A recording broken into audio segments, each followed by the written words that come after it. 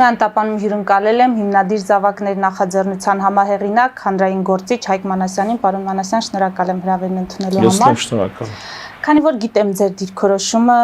իշխանություն, հոգևոր դաս կամ ավելի կոնկրետ Նիկոլ Փաշինյան կաթողիկոս այս հակադրության վերաբերյալ, դուք դա համարում եք Փաշինյանի գործողությունները հակասահմանադրական, ամեն դեպքում միանգամից այսօր նա եւս մեկ գրառում է արել եւ հարցեր է բարձրացրել, ասում է ոմանք հանդես են գալիս Կտրիչ Ներսիսյանի պաշտպանության դիրքերից, ինչն եք պաշտպանում, ում եք պաշտպանում սուտը, կեղծիքը, պղծությունը։ Այստեղ ուզում եմ հստակություն, դուք չեք տեսնում, որ Նիկոլ Փաշինյանը կոնկրետ հոգևոր դասի հետ խնդիր ունի, թե դուք այնուամենայնիվ կպնդեք, որ այս հակադրությունը իշխանություն եկեղեցի է։ Նախ իմ դիրքորոշումը վերստին հայտնեմ, մինչև Նիկոլ Փաշինյանի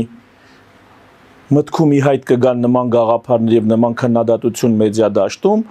ես կաթողիկոսի պաշտոնը զբաղեցնող անձի մասին քննադատություն հնչեցրել եմ տարիներ շարունակ, ժամանակ առ ժամանակ, մանրակրկիտ, նրա անձնական հատկանիշներից մինչև նոր դավանափոխություն, որ արվում է այսօր մեր եկեղեցում, մեր ազգային եկեղեցին վերածելով ինչ-որ մի այլ բանի։ Եվ կոնկրետ այն հարցում, որ Գարեգին երկրորդը իր տեղում չէ որպես կաթողիկոս, ես Նիկոլ Փաշինյանից շատ առաջ ասել եմ, այսօր էլ կրկնում եմ, վաղն էլ ասելու եմ, բայց Գարեգինի փոփոխելու հարցը այսօրվա հարց չի, եւ դա Նիկոլ Փաշինյանի անելիքը չի, ավելին Նիկոլ Փաշինյանին փոխել ավելի շուտ եւ հրատապ հարց է, քան փոխել կաթողիկոսին, որովհետեւ կաթողիկոսը սոցիալական ընդամենը մեկ ինստիտուտի առաջնորդ է, որը այսպես թե այնպես վատ է առաջնորդում իմ կարծիքով տարիներ շարունակ, բայց դրա համար այնպիսի կործանար ազդեցություն չի կրում երկիրն ու ժողովուրդը, որքան 7 տարվա ընթացքում հասցրել է կրել Նիկոլ Փաշինյանի կառավարման ժամանակ։ Եվ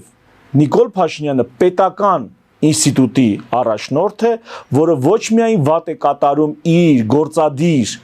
ինստիտուտի ֆունկցիան, այլ նաև ներթափանցել է ազդեցության տակ է պահում դատական իշխանությունը որպես պետական ինստիտուտ, օրենսդիր իշխանությունը պարլամենտը որպես պետական ինստիտուտ, հələ տեսեք քանի տեղ է ինքը թափանցում։ Բանակն է ավիրել եւ չի թողում այդպես էլ կայանա, իրավապահ համակարգն է ձախողել առանձին վերծված, արտաքին քաղաքականություն դիվանագիտությունը ընդհանրապես քննարկելու բան չի, պլյուս տեղական ինքնակառավարման նկատմամբ էլի մեծ ոտնձգություն, որը առանձին հասարակական ինստիտուտ է։ Այսինքն, եթե ինստիտուտները ամբողջ երկրում գործող բաժանենք 5 հիմնական մասերի՝ հասարակական, տնտեսական, քաղաքական, իրավական եւ պետական, ապա Նիկոլ եկեղեցին դա որպես մեկ հասարակական կառույց, մեկ հասարակական ինստիտուտ, ընդամենը ձախողել է իր դիրքը, իր ճակատը, իր պոստն է ինքը ձախողել։ Նիկոլ Փաշինյանը բացի իր պոստը ձախողելուց, այլ ինստիտուտների մեջ նույնպես ներթափանցում է։ Տնտեսականը կրիպտոարժույթի, բանկային գաղտնիքի վերացնելով տնտեսական հարվածահասնում տնտեսական ինստիտուտներին, հասարակականին, քաղաքականին, չգիտեմ, իրավականին, բոլոր տեղերում է ինքը կիթը խոտել ու ավիրում, հասկանում եք, ու եթե ստեղ կա ինչ-որ բան վերականգնելու, բարենորոգելու, կարգավորելու, ապա առաջին հերթին դա պետական ինստիտուտները բարենորոգելն է առաջին հերթին։ Պլյուս այս ամեն ինչի հետ շատ կարևոր է որ հասկանաք ես ինչ եմ ասում։ Այնպես չի Նիկոլ Փաշինյանը այդ մարդը չի որ պետք է այս փոփոխությունը անի, դա իր անելիքը չի, իր անելիքները բոլորովին այլ են եւ ինքը իր անելիքների տեղում մի խոսքով ձախողել է ու հիմա էլ փորձում է հեղաշրջում իրականացնի, աղանդավորական հեղաշրջում, որտեղ այն պատկերացումները, որ ինքն է առաջ քաշում, դա ոչ ավետարանչական եկեղեցու մեջ է տեղավորվում, ոչ կաթոլիկ, ոչ ուղղափառ, նկատի ունեմ ասենք ռուսական կամ հունական, ոչ, չգիտեմ, անգլիական եկեղեցու, առավել վերևս ոչ էլ հայկական ազգային եկեղեցու պատկերացումների, սկզբունքների մեջ չի տեղավորվում եւ ինքը լրիվ իրենից դուրս մի կրոնական, դրա համար ասում աղանդավորական հեղաշրջում է փորձում իրականացնել, ինչին ես դեմ եմ։ Կտրիչա, թե ինչա, դրա մասին չիմ խոսքը։ Այդ դեպքում պարոն Պարոն Մանասյան, պետք չի ասել, որ Նիկոլ Փաշինյանը թիրախավորել է եկեղեցին, որովհետև նրանք եկեղեցին ոչ մի մենք մի րոպե, մենք ամեոբա չենք միաբջիջ։ Մենք ունենք բարդ նյարդային համակարգ, որը օժտված է հիշողությամբ, համադրելու, վերլուծելու եւ եզրահանգումներ սինթեզելու ունակությամբ։ Այդ մարդը Արարատ լեռան վրա ոտնձգություն արել է։ Այդ մարդը ազգային ինքնության մի քանի բաղադրիչների նկատմամբ ոտնձգություն արել է։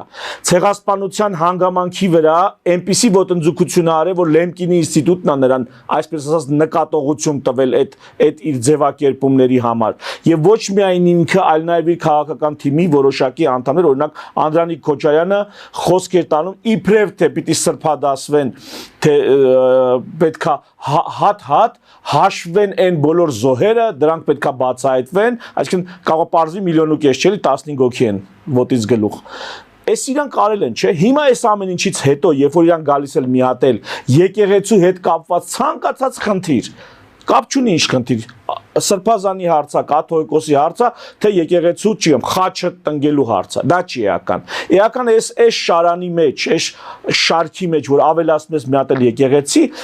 որպես բարձրագույն բանական էակ, եթե դու ամեոբա չես, քո մոտ արդեն ասոցիացիաները առաջանում, ասում են մի րոպե, կա դու նույն օրինաչափության շարունակությունն ես անում, հասկացաք, սա վակուումի մեջ առանձին վերցված ինչ որ մի երկրի գործադիր, ինչ որ մեկի հասարակական ինստիտուտի նկատմամբ քայլ չի, ոտնձգություն չի, սա այս ամբողջ կոնտեքստում պետք է նայել։ Ամբողջ կոնտեքստում եթե նայենք, կստացվի, որ ես հիմա Նիկոլ Փաշինյանին եմ պաշտպանում, բայց այդպես չէ։ Պարոն Մանասյան, Նիկոլ Փաշինյանը չէր խոսում, չէ, հոգևորադասի այդ խնդիրների մասին կամ նրանց անձերի խնդրահարույց լինելու մասին, մինչև որ նրանք չորոշեցին խառնվել քաղաքականությանը։ Նրանք երբ է որոշել խառնվել քաղաքականությանը։ Բագրատ Նրանք արդեն մի քանի տարի այդ որոշումը կայացրել, իսկ Բագրատ Գալստյանի շարժումը եղել է անցյալ տարի։ Բա անցյալ տարի ինչի չէին անում։ Աշտանը ինչի չէին անում, Ձմռանը ինչի չէին անում։ Աշտանը Ձմռանը արդեն Գալստյանի շարժումը չկար, ինչի չէին անում։ Որովհետև հիմա նախընտրել։ Ոչ, որովհետև հայապրես, այսինքն շահադիտական հարց կա, չէ՞ այդտեղ։ Դե ներգրավվածությունը ես որպես լրագրող ենթադրում եմ, որ բավականին ակտիվ է, կուլիսներում գուցե իսկապես գործընթացներ են գնում, որոնց այսպես է արձագանքում Նիկոլ Փաշինյանը եւ եթե քաղաքականության տրամաբանության մեջ են կողմերը, բնական է, որ մեկը մյուսին կփորձի հնարավոր բոլոր միջոցներով հակազդել եւ ոչնչացնել, եթե չասեմ կոպիտ։ Նախ էլի եմ ասում, նրանք իրանց խնդիրներն ունեն, որոնք պետք է լուծեն եւ դրանք չեն լուծում իշխանությունները։ Այլ են չգիտեմ ինչով են զբաղվում։ Երկրորդ, սա միայն ներքաղաքական չի ըստիս, սրանում նաեւ արտաքին քաղաքական մեծ հարց կա, նախ ի սկզբանե արտաքին քաղաքական, չասեմ պատվեր, չասեմ տրամադրություն, ի սկզբանե դա կար, որ պետք է առհասարակ ազգային ինքնությունը ամրապնդող հաստատությունները, պատկերացումները քանդվեն։ Բոլորը պետք է լինեն ամբողջ աշխարհում իրար նման բազմազան, առանց ինքնության։ Ինքնությունը, յուրահատկությունը, առանձնահատկությունը եւ դրա պաշտպանությունը, ինդիվիդուալիզմը խնդիր է։ Էսի թողենք, էսի մեծ գլոբալ։ Նեղ այսօրվա տարածաշրջանային խնդրով Իրանի նկատմամբ սպասվում է տրամադրություններ կան, որ հնարավոր է ռազմական ագրեսիա Իրանի նկատմամբ, որը կարա զուգորդվի Սյունիքի նկատմամբ ռազմական ագրեսիայով։ Այս ռազմական ագրեսիան կասեցնելու համար պետք է հերթական զիջումը կամ հերթական նշանը մեր մրցակիցներին, հակառակորդներին, թշնամիներին, որ մենք փափուկ խաղալիք ենք, պուպուշենք, մեզ բան չասեք, Սյունիքի վրա չհարցակվեք։ Այդ հին անեկդոտ կա, չէ՞, ասում է, ինչպես են անգլերեն ասում կատվին, ինչպես են ասում է կատվին the cat, ասում է իսկ փիսիկին, ասում է փիսիկը մեղք է, փիսիկին բան չեն ասում։ Հիմա մեր իշխանությունները ուզում են ամեն ձևով ցույց տալ, որ Հայաստանը, հայությունը փիսիկ է, մեղք է, իրան բան չեն ասում, պետք չի բան ասել։ Հասկանում եք, ու դրանում պետք է սասանել, քանդել հիմնական այն առանցքները, սյուները, որոնք ապահովում են երկրին դիմադրողականություն, երկրին դիմադրություն։ Թույլ կտաք մի բան էլ ավելացնեմ։ Առհասարակ իշխանությունները, գործադիր իշխանությունը արդեն մի քանի 100 տարի ապակենտրոնացման ճանապարհով են գնում։ Ժողովուրդները, էլիտաները, չգիտեմ, իշխանները, կուսակցությունները կենտրոնական գործադիր իշխանություն տանում են ապակենտրոնացման։ Սկսել է դա նրանից, որ թագավորներին ասեն լսի դու պիտի սահմանադրությամբ սահմանափակված լինես, դեռ Անգլիայում հարյուրավոր տարիներ առաջ, կամաց եկել է նրան, որ թագավորին ընդհանրապես թագավորի ինստիտուտը լուծարել են, եկել են այլ փոփոխվող ընտրովի պաշտոններ, դա էլ բերել է նրան, որ ընդհանրապես իշխանությունը պետքա գործադիր դատական առանձնացվի, դա էլ դրանից էլ ավելի են խորացել, որ պետքա վերտիկալ ապակենտրոնացում լինի, օրինակ լինեն կենտրոնական իշխանություններ, նահանգներ, տեղական ինքնակառավարում, սա էլ գործադրի։ Հիմա Հայաստանում այս ամեն ինչը չկա եւ չի եղել, բայց բնականից մի այսպիսի իշխանություն կա, օրինակ պետքա մեզ մոտ տեղական ինքնակառավարումը, քաղաքապետարաններն ու գյուղապետարանները իրանց ավականիներով հակակշիռ լինեին կենտրոնական իշխանությանը, դա սահմանադրությամբ։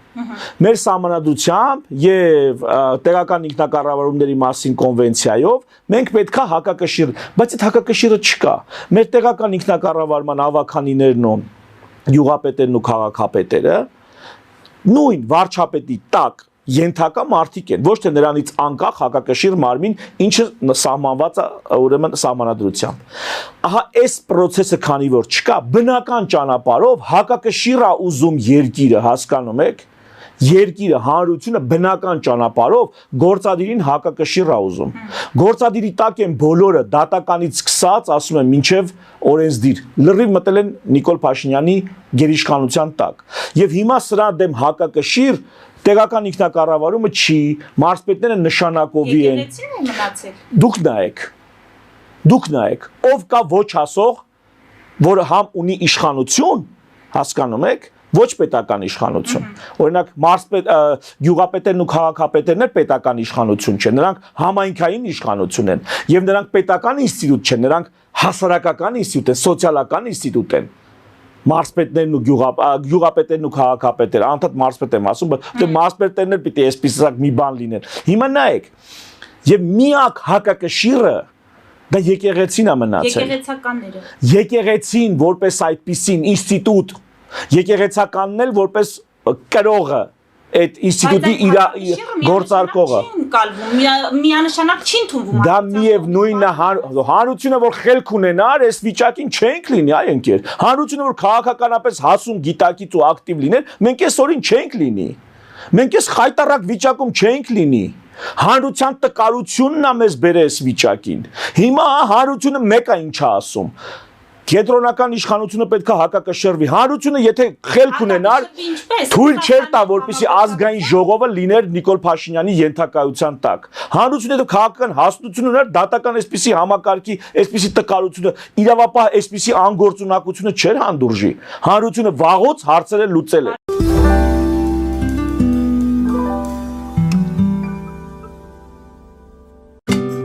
Ինչ է պետք տունը, առանձնատունը կամ ամառանոցը հաճելի, հարմարավետ դարձնելու համար։ Ճիշտ ընտրած կահույք, օրիգինալ դեկորներ, հյուրերին ընդունելուց գեղեցիկ սպասք, գուցե նոր սփռոց։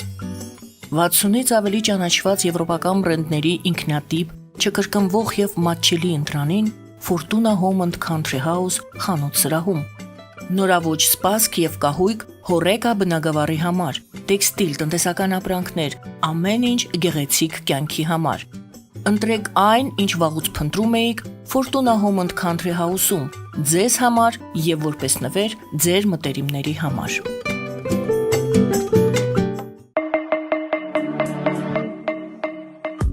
Յուրաքանչյուր զարդ գլուխ գործոց է, պատրաստված ամենայն ճշգրտությամբ եւ կրքով, որոնք կընդգծեն ձեր անհատականությունն ու գեղեցկությունը։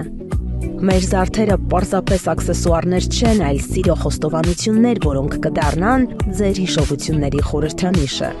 Դրանք ձեզ կդարձնեն ոճային եւ գրավիչ։ Ձեր պատմությունը սպասում է։ Ֆելիչե ժամանակակից ատամնաբուժական կլինիկա։ Այստեղ հարմարավետությունն ու խնամքն առաջնային են։ Այստեղ կիրառվում են ատամնաբուժական ամենաժամանակակից տեխնոլոգիաներ, ճշգրիտ ախտորոշում, արդյունավետ բուժում, նուրբ փորձառություն եւ անհատական մոտեցում։ Սկսած սովորական մանրուքներից մինչև առաջադեմ ընթացակարգեր, այստեղ դուք գտնվում եք բարձր որակավորում ունեցող եւ փորձառու ատամնաբուժական մասնագետների ձեռքերում։ Մեր բարեկամական եւ հյուրընկալ անձնակազմն այստեղ է յուրաքանչյուր այցը հաճելի դարձնելու համար։ Ֆելիչե, ձեր առողջ եւ ամենաերջանիկ շպիտը սկսվում է այստեղից։ Եկեք եւ բացահայտեք նորարարության, փորձագիտության եւ կարեկցանքի կատարյալ համադրությունը։ Երևան շիփինգ, սենսացիալ ստեղ, հա։ Այո, ճիշտ եք եկել։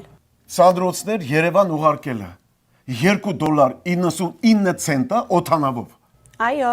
Իսկ եթե դոլար ուղարկես, դոլար ստանան։ 1%, հա։ այո, Իսկ որ տանեն տուն հասցնեն, էլի 1%, հա։ 2%։ Երասա ծրի է, էլի։ Ժողովուրդ սենսացիա, ծրի է։ Նորթ Հոլիվուդ կլենդել։ Jackpot հագուստի վաճառակենտրոնը վերաբացվել է Թահանգա քաղաքում։ Նոր տեսականի, նոր արժեքներով ու նոր զեղչերով։ Եվրոպական հագուստ եւ կոշկեղեն կանանց, տղամարդկանց եւ երեխաների համար։ Օծանելիք, ճամպրուկներ, պայուսակներ, գիշերանոցներ, գոտիներ եւ դրամապանակներ։ Մեծ ապրանքատեսականի, մեծ զեղչերով։ Համեցեք Jackpot Թահանգայում։ Հասցեն 7057 Foothill Boulevard։ Հեռախոս 818 813 2252։ Jackpot։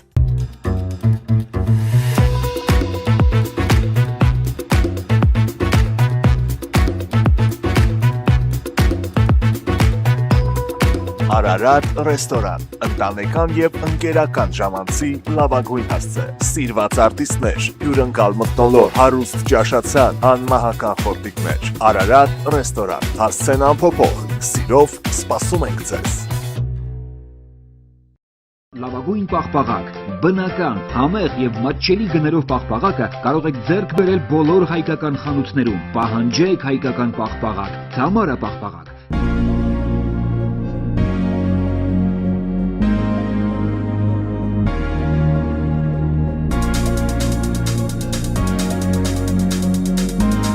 Տպագրեք ձեր գիրքը Նոյան տապան տպագրատանը, ինչպես նաև թերթեր, ամսագրեր, բուկլետներ եւ այլն։ Հասցեն քաղաք Երևան, Իսահակյան 28 առաջին հարկ։ Հեռախոս Հայաստանից +374 55 50 90 52, ԱՄՆ-ից 818 967 567։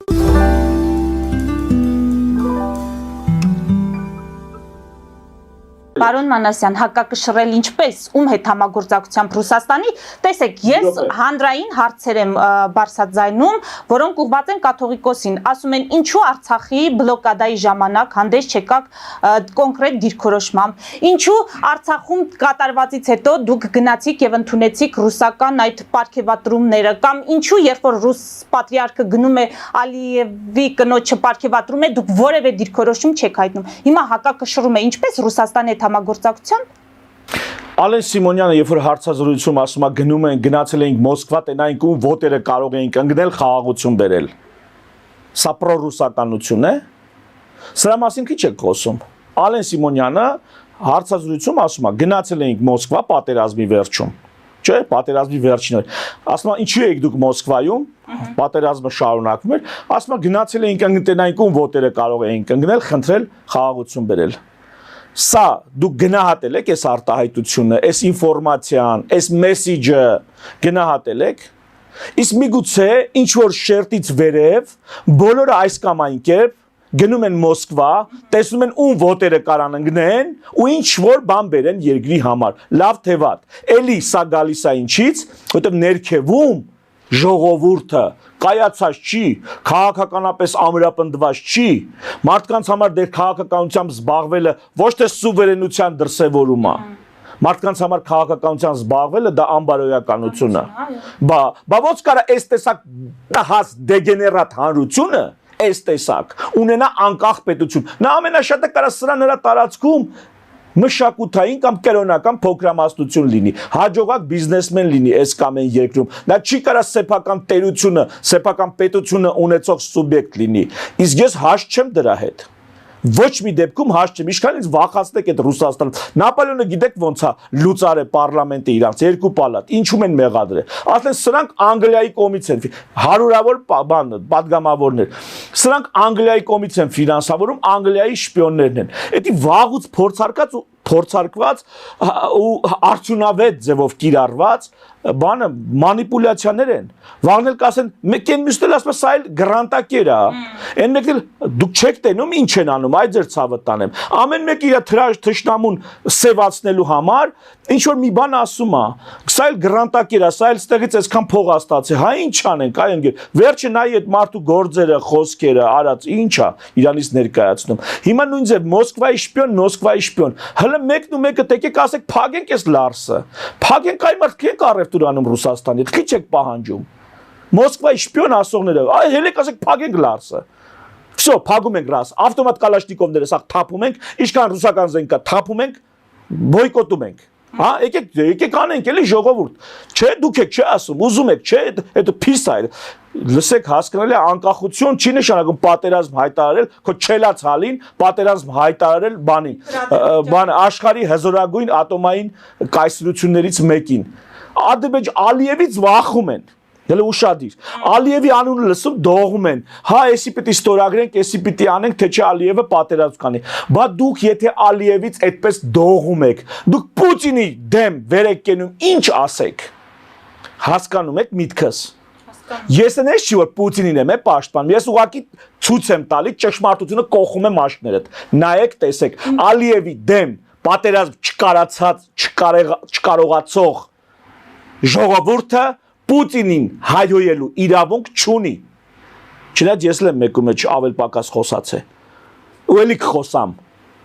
Բայց դրան տեղ կա, չափ կա, ձև կա, ում դուրները չի գալիս, բայց Մոսկվայի շպիոն է։ Յանի բան եք թե կոնկրետ ինչ ունես։ Շպիոն է, ձերբակալի։ Ես եմ երկրի ղեկավարը։ Ցանկացած շպիոն դա ձերբակալման ենթակա անձ է։ Ցանկացած շպիոն։ Եթե ես չեմ ձերբակալում, ուրեմն կամ այդ շպիոնի հետ ես գործակից եմ, կամ նա իրականում շպիոն չի։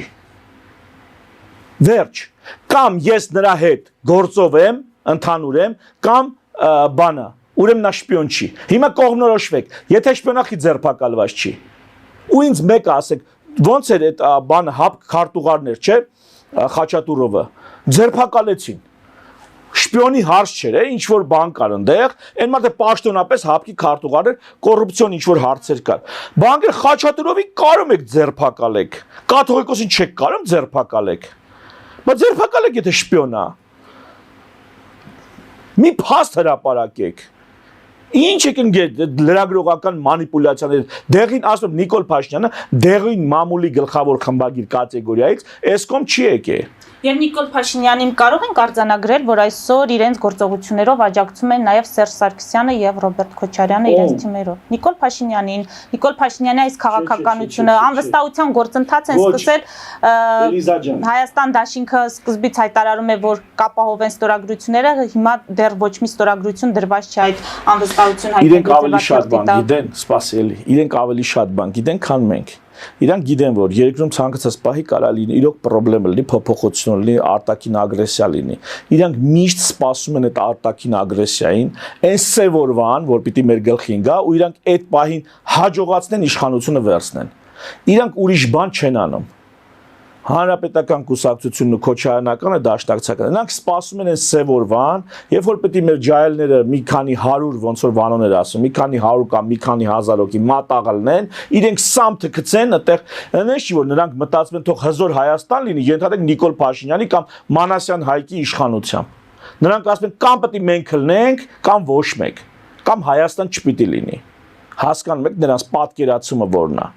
Այ նրանք որ բլոկել են դաշտը իրանց տեղեկատվական լրատվականներով, չնայած տեղաշարժ նկատում եմ հանրապետականում, համենայն դեպս նրանք որ դաշտը բլոկել են, դա հենց այնպես չի։ Այդտեղ են իրանք իրար պահում, որ լինի Նիկոլը ու իրանք։ Երբ պետք է լինի Նիկոլին գցեն, իրանք գան։ Եթե լինի մեկ ուրիշ գործող ուժ ակտիվ, այդ դեպքում իրանք գալու շանսերն է Նիկոլին գցելու դեպքում։ Այդ բլոկադան հնարավոր է ճեղքել։ Հա, իհարկե հնարավոր է։ Հնարավոր է, որ քաղաքական հասունություն է պետք։ Գիտես որն է քաղաքական հասունությունը, խոսանք դրա մասին։ Բայց էլի կրճա գալու է կես ժամ լրանա, ասես քիչ հերիքա։ Ընդես հարցերի եմ սպասում։ Ժամանակ ունեք խոսում։ Բայց դուք ասել եք հարցեր պիտի տաք, Նիկոլ Փաշինյանը ինչ որ հարցեր էր, տվե այսօր։ Դա էր Նիկոլ Փաշինյանի հարցը, որ ում եք պաշտպանում, Կտրիչ Ներսիսյանին սուտն ու կեղծիքն եք պաշտպանում, որովհետև այդ մարդը ստի եւ կեղծիքի մարմնացում է ըստ Նիկոլ Փաշինյանի։ Չէ, ուրեմն սենց ճշմարտությունն ենք պաշտպանում, ողջամտությունն ենք պաշտպանում, ոչ թե այդ մարդուն։ Եթե մեկին, օրինակ ասեմ, եթե մեկին մի տերորիստ կամ մանյակ ինչ որ մի հանցագործի, թեկուզ հենց հանցանքի համար պատիժա սահման է եւ ասում եմ մահապատիժ է պետք գտարեն գողության համար։ Այդ դեպքում ասում ենք ընկեր, այդ նախ այդ մարդուն մահապատիժ չի հասնում, երկրորդ դու չես որ պետք է իրան դատես։ Դրա համար կա հատուկ ինստիտուտ, դատարան։ Հիմա Նիկոլ Փաշինյանը իր վրա ֆունկցիաներ է վերցրել, որ ասում Իրանը չի էլի։ Դա իմ ասելիքը, դա իր ասելիքը չի։ Կամ եթե իմ ասելիքը այդքան ճիշտ էր, ասում եմ բազմաթիվ անգամ հանդես եմ եկել։ Խի մի օր չի ասե, Պետրոս, հələ հայկին կանչի, կամ Պետրոս Իրանից քիչի ֆայմ է, հələ մի հատ հայկին կանչի, տեսեն ինչ է ասում այ ընկեր։ Բայց չի ասե, Էլիզա ջան։ Այդ խի Էլիզայի մտքով անցնում է հայկին կանչի, Պետրոսի մտքով չի անցնում։ Բախիա կանչում ում որ կանչում է, չի ասում այ ընկեր, այս մարդը լտես եկեղեցու հետ կապված, գիտես քանի անգամ եմ անդրադարձել ու խորքային։ Պարոն Մանասյան, Խի մի օր բանավեճի էլի եմ ասում։ Իշխանություն եկեղեցի, որովհետև իշխանություն եկեղեցի չէ։ Սա պահատեհապաշտություն է։ Պարզապես քաղաքականության մեջ մտած հոգևորականներ եւ իշխանություն։ Սա օպորտունիզմը ինքը պահը բռնել է, հարմար պահը բռնել է, ելույթ է ունենում իր չստացած, չկայացած, չարված գործերը մոռացության մատնելու, անուշադրության մատնելու։ Սա նաև նշանակում է, որ այլևս հանրության մոտ չի աշխատելու, հա, այդ Սերժ Սարգսյանով կամ Ոչ, չի աշխատելու։ Հանրության մեջ էսել չի աշխատելու։ Դե կտեսնեք։ Այս էլ, այս ոսես նախաձեռնել է, ոչինչ էլ չի կարողանալու անի։ Ոչինչ։ Որովհետև այս արդեն մանկապարտեզ է, էլի, այ ընկեր լուրջ հարցեր կան, լուրջ գործեր կան։ Խոսացինք, բայց չխոսացինք բանի մասին։ Քաղաքականությամբ զբաղվել քաղաքական հասունությամբ։ Բլոկադան, այդ բլոկադան ինչպես։ Այդ բլոկադը տեսեք, հիմա տեսեք։ Ժողովուրդ ջան, ուրեմն իրավունքներ բան տես բոլորդ լսել եք։ Մարդու իրավունքներ, կյանքի իրավունք, սեփականության իրավունք եւ այլ, այսօր թողես լիքը մարդիկ լիքը իրավապաշտպաններ իրավունքներից են խոսում, բայց քաղաքականություն չեն մտնում, հախի, որտեվ այդպես է դրսից ֆինանսավորումը պայմանով է, որ դու ներքաղաքական process-ներին ակտիվ մասնակցություն չես ունենա։ Եթե քեզ ինչ որ իրավապաշտպան ես, ֆինանսավորում ես ստանում քո իրավապաշտպան գործունեության համար, հանուն բարիքի, հա, նախապես ասեմ, վատ աչքով չեմ նայում։ Դու քաղաքականություն չես կարող մտնես։ Եթե դու լավ բժիշկ ես, դու քաղաքական չես կարող մտնես, որտեղ դա կեղտոտ գործ է։ Եթե դու չգիտեմ, լավ լրագրող ես, քաղաքականություն մտնելը, էդի, չգիտեմ։ Մի խոսքով, քաղաքականություն մտնելը մեր ժողովրդի սրտով չի։ Բայց մարդու իրավունքներից ամենաբարձր այդ քաղաքական իրավունքներն են։ Մարդիկ ունեցել են բազմաթիվ իրավունքներ, բայց քաղաքական օրինակ կանայք ժամանակին չէին կարողանում ընտրել։ Չի թույլատրվել կանանց ընտրությանը մասնակցել։ Ընտրությունը որպես քաղաքական իրավունք բավականին ուշ տեղ հասավ, թույլ տրվեց օրինակ կանանց։ Հիմա էլ օրինակ, չգիտեմ, ընտրելու իրավունք չունեն, ընդհանրենք ազատազրկված անձինք։ Տեխնատություն ներկայացնելու իրավունք չունեն, չգիտեմ, օրինակ զինվորականները։ Հասկանում եք, սպասեք, այդ լավ չի, այստից է սկսում։ Այս կարևոր պահը ոչ, որտեղ քաղաքական իրավունքը, դա կարևորագույն իրավունքներից է։ Ժողովուրդ ջան, ուրեմն, կովը հինդուիզմում, Հնդկաստանում սուրբ էակա։ Կերցնում են, խմցնում են, կթում են, չեն մորթում։ Կթում են, որ չկթեն կուրծքը կուրի կհիվանդանա։ Ամեն ինչով ապահոված կենթանի է։ Ոնց որ իդեալական մարդը ամենալավ եվրոպական երկրում։ Բայց էդի Հնդկաստանում սուրբ կովը հինդուիզմի կրոնը այդպես է, նրա բոլոր իրավունքներն ապահովում է։ Բայց կովը քաղաքական իրավունքներ չունի։ Այսինքն շատ մարդկանցից լավ է ապրում, շատ երկրներում մարդիկ այդպես չեն ապրում, անգամ զարգացած երկրներում։ Ոնց որ կովերը ապրում են Հնդկաստանում։ Ես ուզում եմ, որ դուք հասկանաք, ձեր լավ, կուշտ, պաշտպանված ապահով ապրելը այդ Հնդկաստանում այդ երազանք որպես։ Դա այդ Հնդկաստանում ապրող կովի իրականությունից չի տարբերում։ Այն ինչ ձեր համար երազանք է, այդ կովերի մոտ իրականություն է։ Տարբերությունը, որ դուք կարող եք ունենալ ու կովը երբեք չի ունենա, դա ձեր քաղաքական իրավունքներն են։ Ընտրության մասնակցել, տեխնատություն դնել, քաղաքական միավորումներ ստեղծել, քաղաքական պայքար իրականացնել, քաղաքական որոշումներ կայացնել, դրանք որ են այլոց կյանքի մասին, այլ մարդկանց հանրության կյանքի վերաբերյալ որոշումներ կայացնել եւ իշխանություն ձեռք բերելու դեպքում այդ որոշումները ի կատար ածել։ Այս քաղաքական իրավունքները Հնդկաստանում ոչ մի կով չունի, երբեք էլ չի կարա ունենա։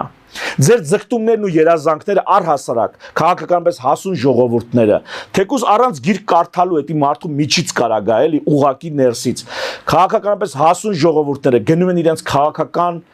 երազանքները, իրավունքները ռեալիզացնելու։ Այս սա է, որ մեր ժողովրդի մոտ բացակայում է։ Այն ինչ մեր մեծամասնությունը երազում է, դա կարելի է մի բառով ասեք ոսկե ձկնիկը գա, ասի ինչ ես ուզում անեմ, ասի էս սաղ ասի, կարելի է այդ մարդուն սարքել Սուրբ Կով հինդուիզմի մեջ Հնդկաստանում ու այդ մարդու սաղ պահանջները բավարարված կլինեն, բայց քաղաքական ժողովուրդները, քաղաքական անհատները դրանով չեն բավարարվում, ավելի դրանցքի չեն էլ ձգտում իրենց ամբողջ հոգով էությամբ։ Այդ մարդիկ ձգտում են քաղաքական իրավունքների իրացման ճանապարհով, իրացմանը, դրա ռեալիզացիային, որն է գնալ ընտրատարածքում ճիշկատնել ու դրանով որոշել ով է առաջիկա մի քանի տարին առաջնորդելու կամ որոշումներ կայացնելու, տեղն եկած տեղը բողոքել ասել դու պիտի դուրս գաս, պահանջել, տեղն եկած տեղը քաղաքական միավորումներ ստեղծել եւ քաղաքական մտքեր գեներացնել ու սա տարածել։ Այս սրա մեծ դեֆիցիտ կա մեր հանրության շրջանում, շատ մեծ։ Եվ եթե մենք հանրությունը այս գիտակցությանը գա, Նիկոլ Փաշինյանը որպես հետևանք այս մեր տկարության, ուղղակի կչքվի։ Եվ 1 տարի կա հույս ունենանք, որ պարոն 1 տարում նման մեծ փոփոխություններ պրակտիկորեն հնարավոր չի իրականացնել, բայց միայն այն հանգամանքը, որ ես ապրում եմ, ես հայ եմ ու ապրում եմ հայերի մեջ, ինձ հույս է ներշնչում, որ այս տաղանդավոր ազգը մեկ էլ տեսարելի մի տարվա մեջ հասցրեց այդ պրարիվ ոնց կլինի, այդ ճեղքումն իրականացնել։ Իմ միակ հույսը, որ այս ժողովուրդը իր բնույթով, էությամբ, գենետիկայով, բնավորությամբ կարող է այդ ֆանտաստիկան իր հետ կարա տեղի ունենա։ 1 տարում ինքը քրիտիկական գոնե մի որոշ խմբի մոտ այն աստիճան բարձր գիտակցության գա, քաղաքական գիտակցության գա, որը նրան այդ ճեղքումը կապահովի, այդ Նիկոլ, Սերժ, Քոչարյան, չգիտեմ ով, Ռուսաստան, չգիտեմ Եվրոպա, Ադրբեջան, չգիտեմ ով, ճեղքումը կանի ու դուրս կգա բոլորովին այլ մակարդակի վրա։ Ամփոփելով պարոն Մանասյան շատ կարճ Փաշինյանին չի հաջողվի հեռացնել կաթողիկոսին, իսկ բացառել որ կաթողիկոսը կարող է ինքնուրույն գալ այդ որոշմանը։ Էդի դուրս շանտաժ պետք է անեն, այսինքն ունեն որոշակի տվյալներ, սպառնան որ կհրապարակեն, կաթողիկոսը գա այդ որոշմանը։ Կարա sense բան լինի, բայց էլի դե շանտաժով ինչ ասես կարելի անել էլի։ Մանավանդ այդ տեսակ մարդկանց մոտ, ովքեր ինչ գալաթազես իրենց կյանքում արել են, ինչ ասես արել են այդ մարդիկ իրենց կյանքում։ Այսինքն բարոյական այդ նկարագրի վրա հույս դնել հնարավոր չէ։ Հրապարակում ձայնագրություններ են Չէ, հրապարակում։ մարդու արժեքային համակարգում որ փոփոխություն լինի եւ ինքը չսպասի որպիսի կոմպրոմատներ ներկայացնեն, նոր ինքը որոշի որ եթե չի պահել ուխտը ուրեմն հեռանա։ Ստե ուխտի հարցը չի ախր։ Ստե ուխտը պահելու հարցը կարան վաղը վեր կենան, որոշում կայացնեն, որ այլևս կուսակրոնությունը հանում են։ Ու կլուծվի այս հարցը։ Ոչ պրոբլեմը մնալու է այդ մարդիկ, ասում են մարդիկ մեծ չեն մտածում։ Կաթողիկոսը մանր մտածելակերպով մարդ է։ Մենեջեր, լավ մենեջեր է։ Հասկանում եք, եկեղեցու համար լավ շուստրի, քթածակով մենեջեր է։ Նա հոգևոր առաջնորդ չի, հոգևոր առաջնորդի համար դու տիեզերական մասշտաբների պետք է մտածես, տիեզերական, հասկանում եք, ու այդ քո մասշտաբներից վերադառնաս շարքային մահկանացությունները, աս իմ փոխարեն այս նույն բաները խոսա սիրով։ Այ ես ինչ խոսում եմ, սիրով չեմ խոսում։ Ես խոսում եմ ցասումով, հուզական եւ այլն։ Այ ինքը այս մակարդակից մի 10 անգամ ավելի բարձր մակարդակից պիտի գա ու սիրով սա բացատրի, քարոզի եւ այլն։ Դրա մասին եմ խոսում որպես հոգեվոր առաջնորդ։ Թե չէ քո կարծիքով կներեք, թե ձեր կարծիքով որ Նիկոլը այս կաթողիկոսը հրաժարական տվեց, գնաց, ինչ ով է գալու են ինչ անեն։ Գալու են ինչ անեն ախր։ Հայ եկեղեցում այսօր մոմավառությունը հանված է տաճարից։ Գնացեք Գրիգոր Լուսավորիչ Ռասիայի դիմացը եկեղեցին։ Տեսեք ներսում մոմ վառում է, ոչ, падվալում։ Լսեք, քեզ կրոնադես դավանափոխ են անում այսօր ու դու տեղյակ չես։ Այսօր հայ ազգ քեզ դավանա ու նոր չէ։ Դավանափոխ են անում ու դու տեղյակ չես։ Ինչու, որովհետև այդ մոմավառության այնքան մեծ խորհուրդ ունի, դա նախաքրիստոնեական քո ժառանգությունն է կրակի առաջ աղոտ քանել, հասկանում ես։ Դու գիտես ինչ ազգային, ինչ ֆունդամենտալ բան ես փոխում արտաքինից, ներսից էլ դրան բնորոշ։ Այսօր խորանները բան են սրբապատկերների են վերածվում այն դեպքում որ խորանում ոչ նյութական այդ լույսն է մարդկանց համար Աստծո խորհրդանիշ եղել հասկանում եք Աստված այնքան վերացական մեր հիմքում գաղափարաբանությունը որ գնաք հասնեք դուք կտեսնեք այսօրվա դարերի համար այնքան համապատասխան է մեր եկեղեցու ավանդույթն ու պատկերացումները այսօրվա դարին հումանիզմին այս լուսավորության լուսավորչականության այս պաշտամունքին հասկանում եք այնքան ոչ նյութական է որ էլ չասած բայց այդ ամեն ինչը հազարամյակներով եկել հիմա նյութականանում է նյութականանում դառնում է սրբապատկեր հարցը Հայր Աստծո անունն ինչ է Գիտի մեր ժողովուրդը օրինակ Քրիստոս Մարիամ Աստվածածին Հայր Աստծո անունն ինչ է Հայր Աստված անուն չունի լավ տենց ֆիքսած է միտեղ որ Հայր Աստված անուն չունի որտեղ դա միակն է անկրկնելին է եւ Աստված է ու վերջ միտեղ ֆիքսած է միտեղ դա կլսեք ասելուց որ այդ նկարի մեջ մայրը Հիսուսին մանուկ Հիսուսին գրկած որ նայում եք ժողովուրդ այդ անհեր նկարը Ձեզ բան չի հուշում Սրբապատկերը հարց չկա բայց դա անհեր սրբապատկերը հասկանում ես Դու չես զգում մի բան ես երկրի գլխին պակաս է Դուք տերություն եք ուզում դառնալ պետություն եք ուզում դառնալ այդ անհեր նկարների առաջ ինչ անելով Դուք այդ որփի գլուխը ասում է բանը որփի գլուխ չի Վազգեն Սարգսյանն ասում ով հասնի խուզի դու բա ինչա որփի գլուխ չի դու բարուրից սովորացնում ես քո ժողովրդին անհեր իրականության դու ոնց ես ուզում անկախ Հայկ Նահապետից սերող այդ ավանդույթն ու այդ հանդգնությունը բերող դու ոնց ես ուզում տես դառնաս Իսկ սա ենթագիտակցական մակարդակում, արխետիպերի մակարդակում, բանա լուծում, բանա որոշում։ Էլի վերադառնամ Նապոլեոնին, ուղղակի դրա մասին Նապոլեոնը ինչի ասած թնդում աշխարհով մեկ, որտեղ դա արխետիպային երևույթ է, նրա ամբողջ կարիերան, կյանքը, նրա երկրորդ գալուստը Այդ 100 օրով հասկանում եք, ամբողջ քրիստոնյա աշխարհը Հիսուսի երկրորդ գալուստին էր սպասում։ Ու մեկ է Նապոլեոնի երկրորդ գալուստն ալնում 100 օրով։ Սրանք արխետիպային ենթագիտակցական բաներ են, որոնք պատմական կերպարներին դարձնում են համաշխարհային հռչակ, լեգենդ։ Սրանք ազդում են մարդու եւ ժողովուրդների վրա։ Եվ միջև ահա այս տեղերից սկսող կաթողիկոս երբ որ ասում եմ, ահա այս ամեն ինչը պատկերացնող չգա նստի հայոց հոգևոր առաջնորդության գահին։ Դու չես ունենալու այն եկեղեցին, որ քեզ պետք է, որը քեզ պետք է ապրեցնի, չես ունենալու։ Իսկ Նիկոլ Փաշինյանով ու մեր այսօրվա գործող կաթողիկոսով այս գզվրտոցով ինչ որ հարցի լուծում պատկերացնելը ինձ համար միամտություն է։ Ես եմ շնորհակալ։ Հիշեցնեմ, որ զրուցում էի հիմնադիր զավակներ նախաձեռնության համահեղինակ հանրային գործիչ Հայկ Մանասյանի հետ։ Մեր ուղիղ եթերները կարող եք դիտել Patreon-ում, նաև այդ հարթակում աջակցել մեզ էկրանին երևացող QR կոդով։